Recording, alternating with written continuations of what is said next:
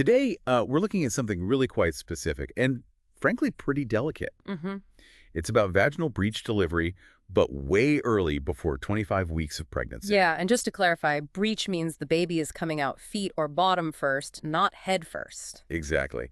And, delivering a breech baby vaginally, it's generally less common anyway, right? Especially preterm. That's right. Standard advice, particularly that early, often points towards a cesarean birth.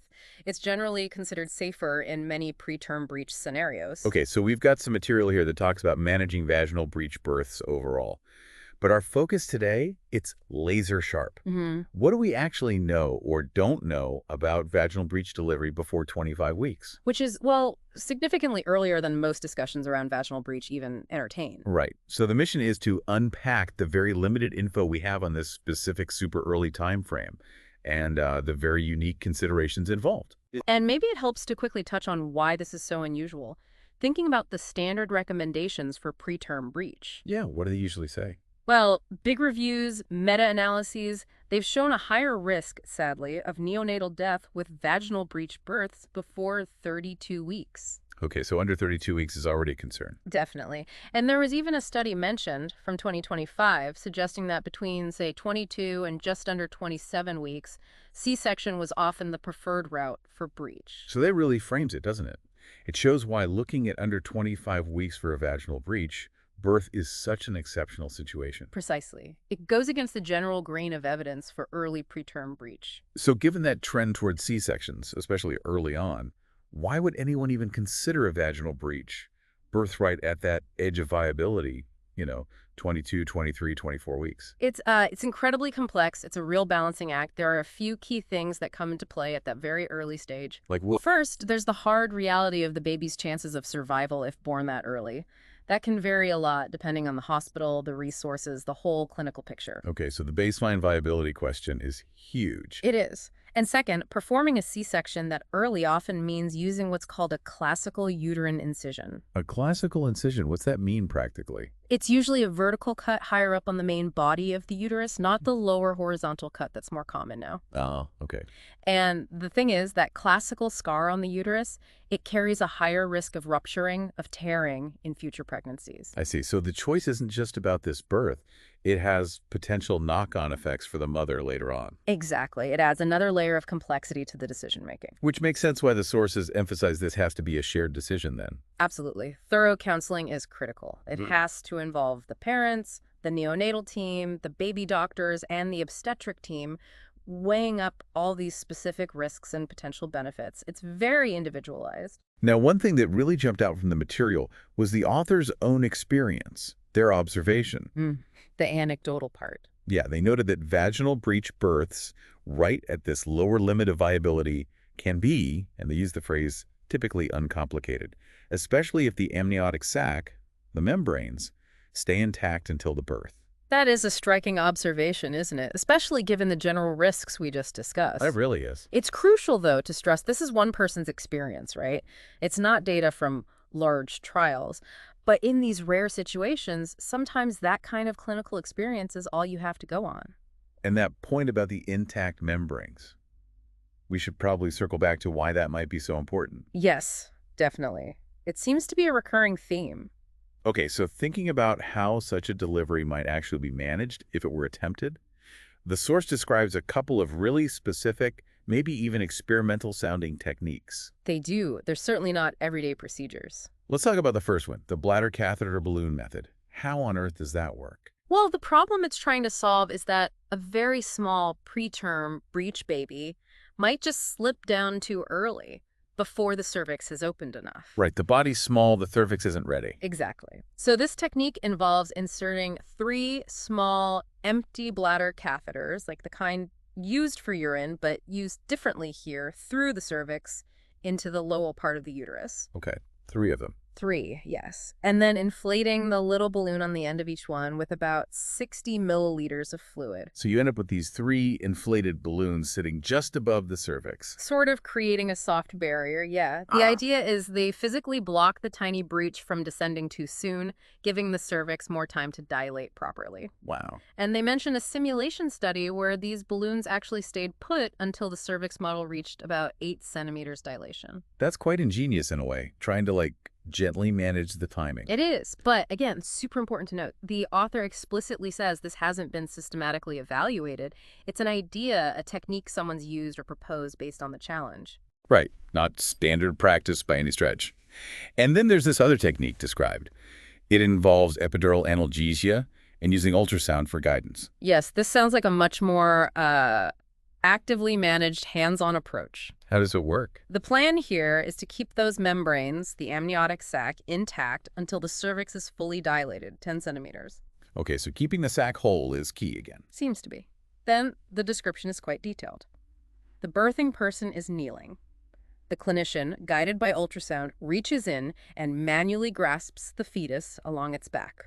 Manually grasps the baby. Yes, with a very specific hand position described like second and third fingers above the head, thumb and fourth finger over the shoulders, fifth finger under the armpit, almost cradling it internally. That sounds incredibly precise and delicate. Extremely. Then they gently manually withdraw the fetus. The membranes are expected to rupture spontaneously during this extraction. And they need ultrasound the whole time to see what they're doing, presumably.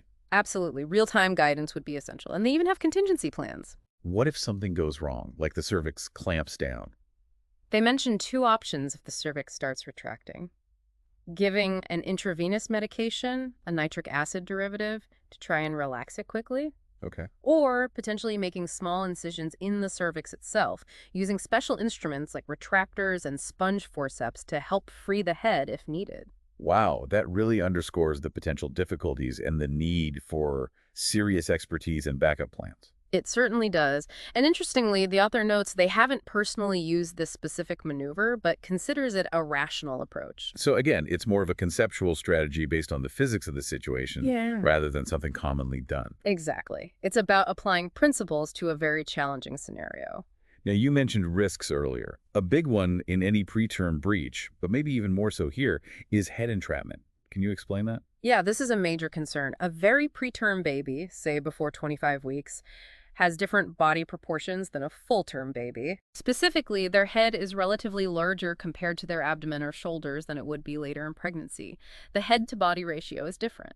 Okay. So the smaller body might slip through a cervix that isn't quite fully dilated yet, but then the larger head gets caught. It becomes trapped by the cervix. And that's obviously incredibly dangerous for the baby. Extremely dangerous. It can lead to acute asphyxia, lack of oxygen very quickly. It's an obstetric emergency. And this brings us back to the intact membranes again, is the idea that keeping the sac intact might help prevent this head entrapment. That seems to be the thinking, yes. A couple of possible reasons. An intact sac presents a smoother, more rounded, fluid-filled shape to the cervix, which might encourage more even and complete dilation. Like a wedge, almost. Sort of, yes. And it also means the presenting part isn't the potentially small breech itself, but the bulkier sac. Plus, the fluid buffer might offer some protection. Delaying rupture until the cervix is fully open or during extraction might reduce that critical moment where the body is out, but the head gets stuck. So trying to optimize the passage, making sure the door is fully open before the largest part, the head, needs to come through. That's the theory behind preserving the membranes as long as possible in this specific context. And this feels like the big caveat running through all of this. The evidence base for any of this before 25 weeks is just tiny, isn't it? It really is. That's probably the most crucial takeaway. The source material is very clear. We're operating in an area with very limited data. So what we're discussing relies heavily on what? Expert opinion. Expert opinion, yes. Individual clinician experience, like the author's observation about uncomplicated birth with intact membranes, and these novel techniques, like the balloons or the ultrasound-guided maneuver, which are not well studied, if at all, in large populations. Right. There are no big randomized controlled trials comparing vaginal versus C-section for breech babies at 24 weeks. Absolutely not. Those kinds of studies just haven't been done and likely couldn't be done easily for this very specific, extremely preterm group. Okay, so let's try to summarize what we've learned from this deep dive. Vaginal breech delivery before 25 weeks. Huh. It's highly unusual, it's complex, and there's very little solid evidence to guide practice. That's the core message. Any decision in this situation has to be intensely individualized. It demands really deep conversations between the parents and the medical teams, weighing uncertain risks and benefits. And we touched on a couple of specific non-standard techniques mentioned in the source material, the catheter balloons, Right, trying to manage cervical dilation timing. and that very hands-on ultrasound-guided extraction method. Yeah, both examples of how clinicians might think about tackling the unique challenges, but definitely not routine procedures. It really makes you pause and think, doesn't it? But Mm. the huge challenge is ethical, practical, and managing births right at this threshold of viability. Mm-hmm. How do you balance the usual medical advice, which leans away from vaginal breech preterm, with these innovative but unproven ideas when options are so limited? It's a profound question. It really highlights an area where medicine is perhaps still evolving, still learning. And maybe that's the final thought for you, the listener, to reflect on. Yeah. How might medical understanding, maybe new technologies or approaches, continue to shape how we handle these incredibly delicate situations in the future? What's the path forward in balancing established knowledge with necessary innovation in such high-stakes scenarios? Yeah, always aiming for the best possible outcome for both mother and baby in these most challenging of circumstances. It's a constant process.